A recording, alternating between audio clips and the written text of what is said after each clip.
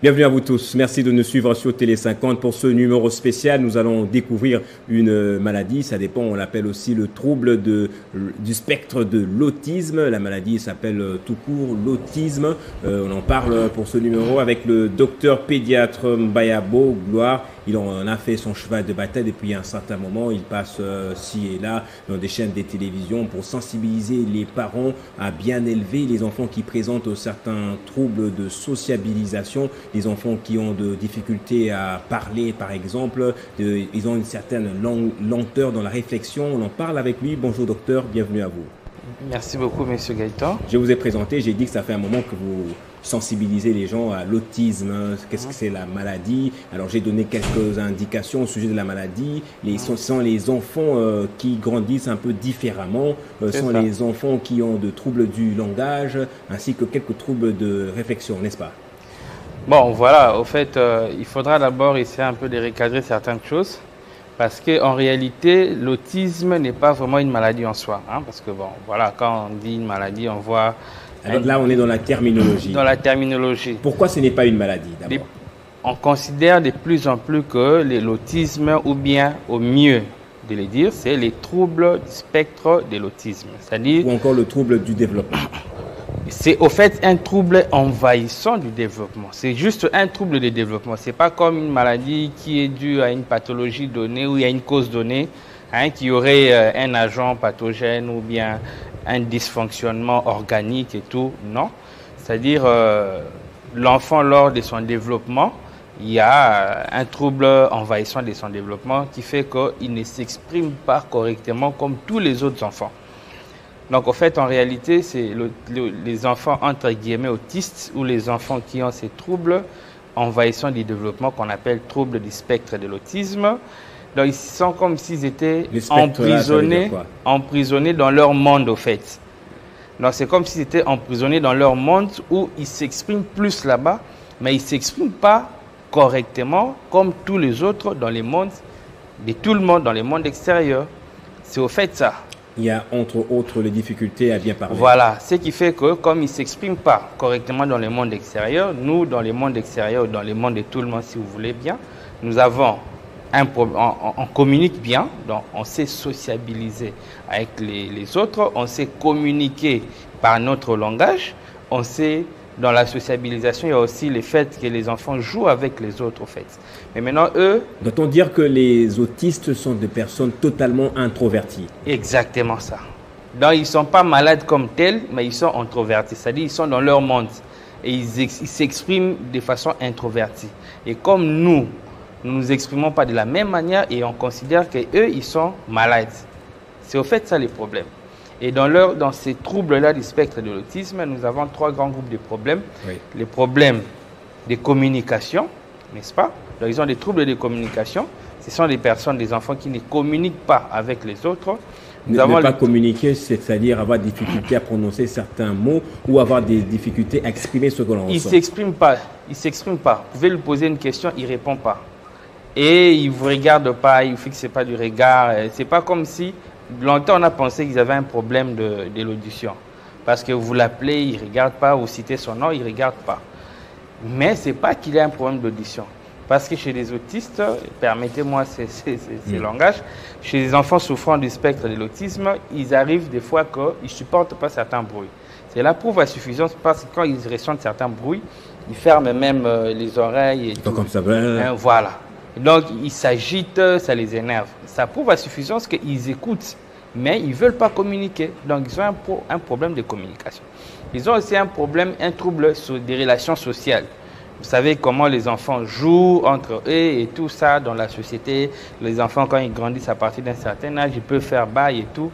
Mais les enfants souffrant du trouble du spectre de l'autisme, ils ont un problème de relations sociales, donc ils ne communiquent pas avec les autres dans la société. Ils ne jouent pas avec les amis. Et ils ont aussi des stéréotypies. Ils ont aussi des troubles de comportement.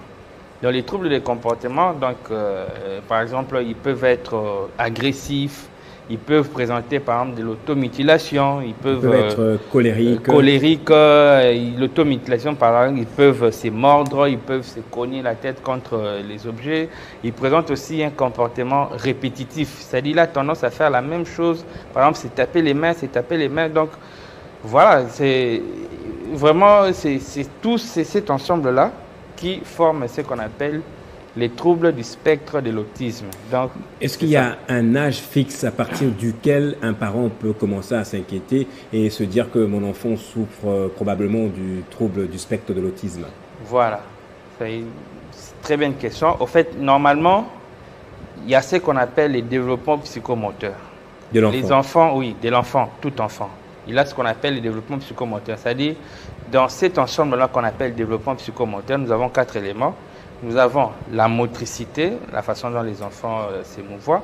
Nous avons le langage, la façon dont les enfants s'expriment.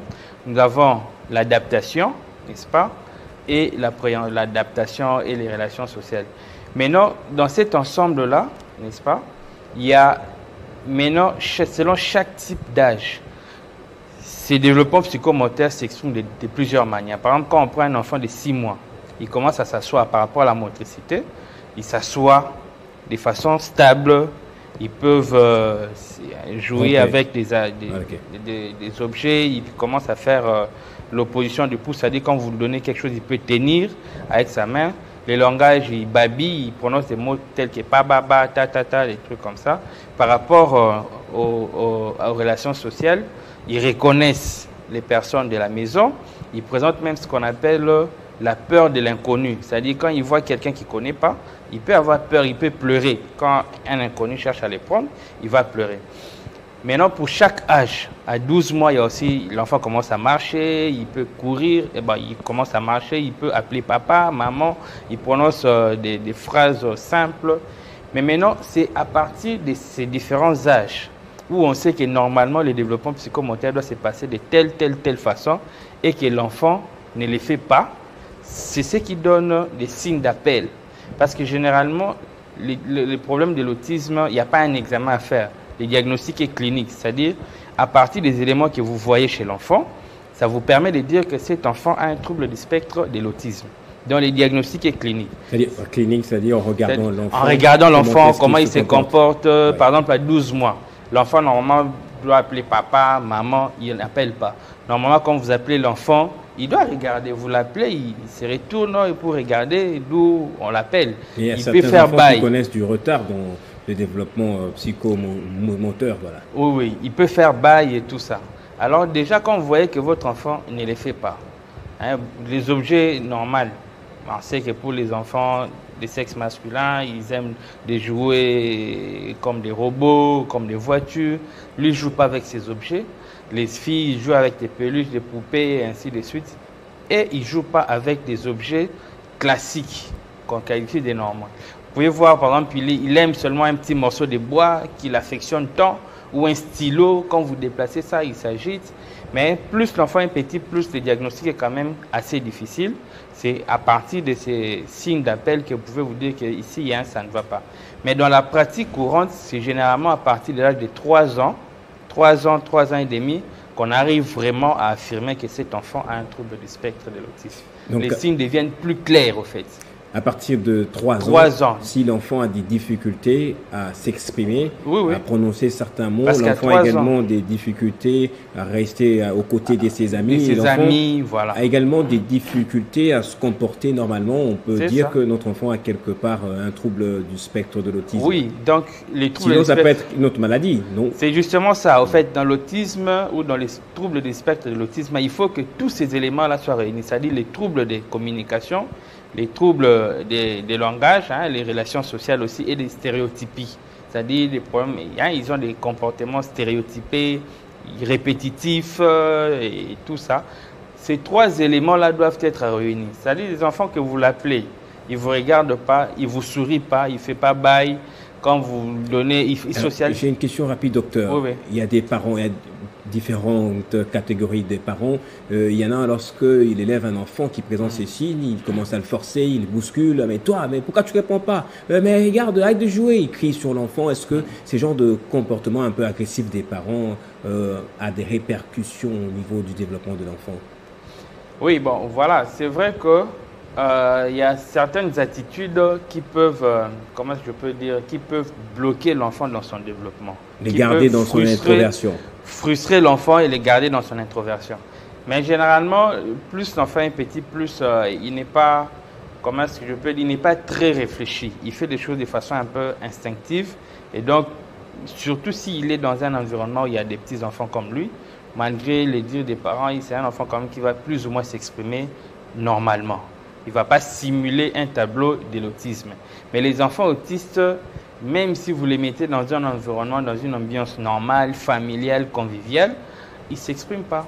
En fait, ce que je voulais que vous dites, docteur, que vous interdisiez aux parents, vous dites non, il ne faudrait pas être agressif vis-à-vis de votre enfant quand vous le voyez un peu réticent. Il faut beaucoup plus l'observer. Peut-être qu'il a ce trouble. Il faut aller consulter. Quand vous voyez que l'enfant présente les signes qu'on a cités. Il ne faut pas crier dessus. Non, il ne faut pas crier dessus. Il faut aller consulter. Il faut voir les spécialistes pour poser des problèmes. Parce que d'ailleurs, quand on pose des diagnostics à 3 ans et demi, là, c'est une étude qu'on a menée au clinique universitaire de Kinshasa. Quand on pose des diagnostics à 3 ans, oui, là où je travaille. Quand on pose des diagnostics à 3 ans et demi, d'ailleurs, l'âge moyen de diagnostic, c'est 3 ans et 7 mois. C'est déjà beaucoup plus tard. Et généralement, ce n'est pas les parents qui viennent directement chez nous. C'est souvent des parents qui, voilà, ils sont allés voir dans des petits centres, à gauche, à droite. Souvent, ils vont consulter parce que selon eux, cet enfant a un problème d'audition. L'enfant n'entend pas. Et pourtant, comme je viens de vous le dire, ce n'est pas qu'il a un problème d'audition, mais il ne communique pas. Donc vous lui parlez, mais il est incapable de communiquer avec vous. Pas parce qu'il ne veut pas, mais parce que c'est comme ça. Parce que c'est comme ça. Et quand vous voyez ces genres de signes, allez consulter les spécialistes, dans les pédiatres, parce que longtemps, cette maladie a été, ou ces troubles a été ignoré. C'est seulement depuis l'année 2000 qu'on commence à en parler de plus en plus. Depuis les années 2000, 2010. Avant les années 2000. Avant, on assimilait à quoi? Non, mais on disait par exemple l'enfant est encéphalopathe, donc il a des problèmes du cerveau. Il faut le lobotomiser peut-être. Et longtemps, ces enfants-là ont été bourrés de médicaments, des neuroleptiques et tout ça. Donc voilà. Mais c'est de plus en plus que les gens commencent à... Et il y a plusieurs médecins qui ignorent encore ce genre de problèmes. Ils ignorent encore, ils attribuent toujours ces comportements de l'enfant à des problèmes d'encéphalopathie, à des problèmes d'audition. Et pourtant, c'est un trouble du comportement. Il y a cette ignorance plutôt dont vous avez parlé, qui conduit le parent à un certain stéréotype en pensant que les enfants seraient des sorciers. Ça encore, il faut condamner, docteur. Mais justement, on les amène auprès des pasteurs. Peut-être que Dieu pourra un tout petit peu arranger le comportement des enfants. Justement, c'est ça l'ignorance. Parce qu'au fait, en médecine, les plus grands problèmes, c'est de poser les diagnostics. Parce que tant qu'on n'a pas de diagnostic, vous pouvez tout faire, vous allez passer à côté. Au contraire, vous allez régresser cet enfant davantage. Parce que quand vous comprenez ce qui se passe chez l'enfant qui a les troubles du spectre de l'autisme, vous allez savoir vous saurez comment l'aider. Mais quand vous ne savez pas, vous allez passer à côté, vous pouvez tout faire, et l'enfant ne va plutôt jamais s'améliorer. Et donc, quand vous passez le temps à aller à l'église, je ne suis pas contre... non, aller à l'église, c'est bien. Moi, j'encourage. C'est bien, moi également, je vais à l'église, je suis un chrétien. Ouais. Mais seulement, ce n'est pas ça le problème. Il faut d'abord qu'on identifie les problèmes et qu'on propose des solutions. Mais tant qu'on n'a pas identifié les problèmes, on va passer dans plusieurs centres, on va aller à gauche, à droite, on ne trouvera jamais des solutions. Est-ce que ces enfants sont intelligents à l'école? Comment ils se comportent dans des salles des classes? Parce qu'à 3 ans déjà, on est supposé aller pas à la crèche, à l'école maternelle, les enseignants, comment ils parviennent aussi, ils ont ces sortes de formations pour savoir qu'un enfant qu'on nous a présenté à l'école présenterait des signes du trouble du spectre de l'autisme. Justement, la plupart des gens n'ont pas cette information. C'est comme ça que je salue aussi ces genres d'émissions parce que ça nous permet de vulgariser ces problèmes. De sensibiliser les promoteurs d'école, par exemple. De sensibiliser les promoteurs, de sensibiliser tout le monde, les parents qui nous suivent aussi, quand ils voient leurs enfants présenter ces genres de problèmes, ils pourront facilement communiquer ou consulter. Et quand on pose des diagnostics, on saura comment les orienter. Parce qu'il y a des écoles spécialisées. Ces enfants-là, Leur problème d'abord, c'est les éduquer à vivre dans la société. C'est ça la prise en charge. C'est les éduquer à vivre dans la société, à vivre comme tout le monde dans la société. Ça ne sert à rien de donner les médicaments, ils ne sont pas, entre guillemets, malades comme tels, mais ils sont introvertis à l'extrême. Donc, on doit leur apprendre comment vivre dans la société. Ce qui fait que les amener directement à l'école, entre guillemets, conventionnelle ou normale, ça sera assez difficile, ils ne pourront pas suivre les rythmes des autres enfants. Ça sera aussi un sujet de frustration. On pose des questions, par exemple à l'école maternelle, les enfants ont l'habitude de chanter, ils apprennent en chantant, à répéter, à sauter. Il ne fait pas ça. Il est incapable de faire ça parce que voilà, sa constitution ne lui permet pas de s'exprimer comme les autres enfants. Et puis vous allez dire, l'enfant ne fait pas ça, plus il ne fait pas ça, les autres vont commencer à se moquer de lui, madame va commencer à crier sur lui et ça ne sera pas bien du tout. C'est comme ça qu'il y a des écoles spécialisées. Depuis qu'on connaît de plus en plus les problèmes des enfants souffrant du trouble du spectre autistique. Vous parlez de la prise en charge. Oui. On va en parler peut-être dans le prochain numéro. Voilà. Pour aujourd'hui, on reste un tout petit peu technique pour ce qui est... Donc, ce que je voulais dire seulement que ces enfants-là, il y a des écoles appropriées, des écoles spécialisées, adaptées pour ces genres d'enfants jusqu'à ce que, quand on verra que, voilà, ils arrivent quand même à plus ou moins s'adapter dans la société normale et on verra comment aller... Mais dans les cas où il n'y a pas d'école où l'enfant peut se retrouver avec des gens qui se présentent les mêmes symptômes, les mêmes signes que lui, qu'est-ce qu'on fait pour permettre à l'enfant de s'adapter dans la société? Non, il y a des écoles. C'est parce que la prise en charge, là, elle est assez compliquée, elle est longue, au fait. Et à Kinshasa, on a combien d'écoles, par exemple? Non, il y en a beaucoup. Il y en a beaucoup. Il y en a vraiment beaucoup. Où n'étudie que les enfants présentant le trouble du spectre de l'autisme? Il y en a beaucoup. D'ailleurs, et dans les provinces également. Chaque mois d'avril de chaque année, les mois d'avril de chaque année, on organise toujours des journées scientifiques sur ça, on en parle.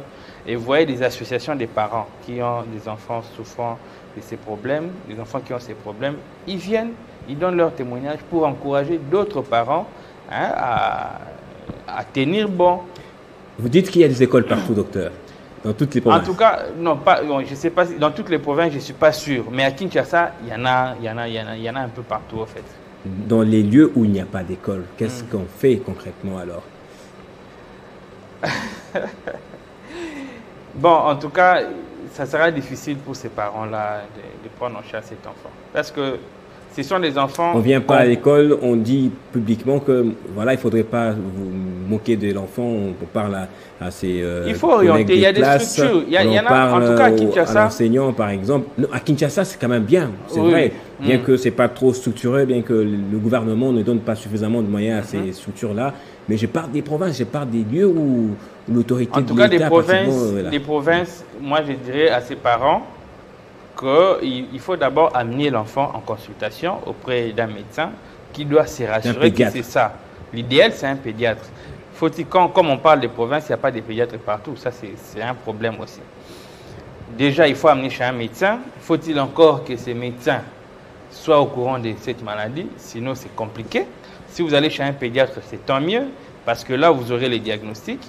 Et une fois qu'on a les diagnostics, les pédiatres peuvent au moins, plus ou moins vous aider. Parce que souvent, les grands problèmes auprès des parents, c'est de quoi souffre ou quel est le problème, de quoi souffre mon enfant. Tant qu'on n'a pas donné un nom au problème de l'enfant, on va patauger, on va à la gauche, à droite, ainsi de suite, et ça va retarder le diagnostic. Néanmoins, la première étape, il faut d'abord qu'on identifie cet enfant-là comme étant ayant ces problèmes. Comme j'ai dit, donc les diagnostics cliniques, il n'y a pas d'examen à faire, il n'y a pas d'examen de labo, d'examen sophistiqué. Rien qu'avec l'anamnèse, l'interrogatoire entre les parents et les médecins, on peut déjà dire que cet enfant a les troubles du spectre autistique. Et une fois qu'on a ça, les médecins pourront donner des conseils aux parents, comme ils ne savent pas aller dans des structures assez spécialisées, pour essayer de soutenir quand même cet enfant-là. Mais j'avoue que ça sera quand même difficile comparé aux enfants qui sont suivis dans des structures spécialisées. Alors, comment un parent doit se comporter vis-à-vis de son enfant qui présente ces troubles? J'ai dit, en dehors de l'école, c'est vrai, à l'école, il faudrait aussi qu'à l'école, qu'il y ait des personnes spécialisées, des personnes bien formées, parce que, d'après quelques statistiques, nous en parlerons dans notre prochain numéro, dans certaines de ces écoles-là, on ne trouve pas toujours des pédiatres, on trouve des gens qui ont fait autre chose, peut-être pas la médecine, qui viennent encadrer les enfants, mais je parle maintenant au sein du foyer. Comment on se comporte? Comment on parle à un enfant qui souffre de l'autisme, comme tout le monde, ou il faudrait avoir des mots appropriés? Voilà, ce qu'il faut savoir, il faut l'encourager d'abord à s'exprimer. Il faut lui permettre de faire des jeux interactifs. Il faut jouer aux dames, il faut jouer à la carte avec l'enfant, il faut... Non, des jeux qui permettent à l'enfant quand même de jouer avec les autres, mais il faut vraiment être très patient envers lui. Vous tentez, les premiers coups, ça ne marche pas et tout, mais il faut continuer à essayer, il faut continuer à l'encourager, à s'exprimer. Il faut, même quand il présente, il faut les comprendre d'abord parce qu'ils ont des stéréotypies, des comportements assez, entre guillemets, bizarres. Il faut d'abord commencer par comprendre cela, admettre cela. Parce que le problème aussi, c'est que quand vous voyez l'enfant faire ça, par exemple, vous avez déplacé son stylo, il s'énerve et puis vous commencez à crier sur lui. Non, mais ces stylos-là, c'est ce qui est les jouets préférés pour lui. C'est son jouet préféré.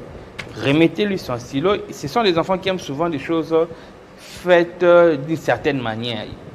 Par exemple, s'il a rangé, il avait mis son jouet à tel endroit, il faut que ça soit seulement dans cette position-là.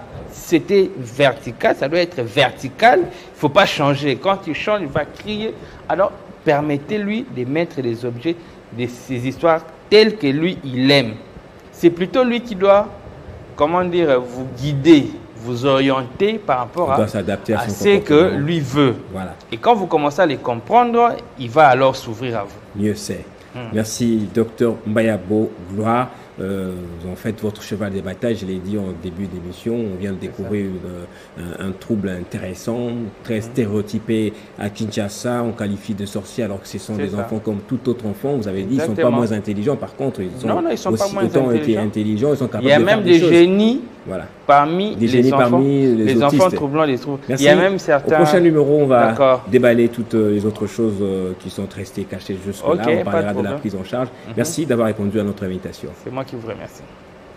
Voilà, je vous avais dit, on allait découvrir une maladie. Bon, je ne sais pas le dire une maladie, mais un trouble un peu spécial. Vous avez peut-être cet enfant dans votre maison. Soyez rassurés qu'il y a des structures qui le prennent en charge. Soyez rassurés également que c'est possible que l'enfant apprenne à se sociabiliser. On se retrouve au prochain numéro pour en savoir davantage.